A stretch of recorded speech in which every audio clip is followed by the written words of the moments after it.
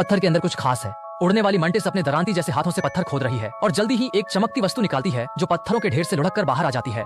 ये एक सोने का अंडा है। 10 दिनों से भूखी उड़ने वाली मंटिसें बहुत भूखी थीं और जाल बिछाने वाले को नहीं देख रही थीं, बस पेट भरने की सोच रही थीं।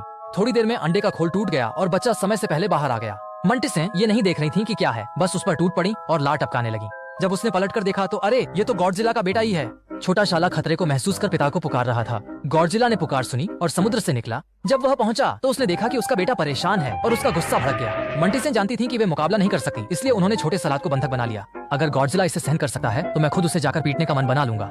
एक मंटिस ने गर्दन पकड़ ली। गॉडजिला ने बिना घबराए पहले उसका हाथ तोड़ा, फिर उड़ने वाली मंटिस को उठाकर कंधे के ऊपर से पटक दिया, जिससे उसकी कमर की हड्डी बाहर आ गई। दूसरी मंटिस ने भागने की कोशिश की, लेकिन गॉडजिला ने उसे परमाणु सांस से रोक लिया। फिर गॉडजिला ने उन पर छिपा हथियार फेंका, लेकिन उन्होंने उसे नंगे हाथों से पकड़ लिया। यह गेंद संभालने की तकनीक अच्छी थी। वे गेंद पास कर रहे थे और गॉडजिला चकित रह गया।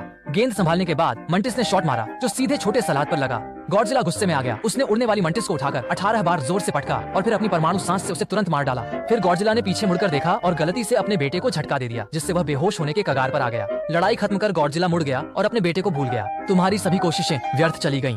छोटा सलाद 3 दिन वहीं खड़ा रहा। फिर गॉडजिला ने उसे अपनी पूंछ पर सवार कर लिया।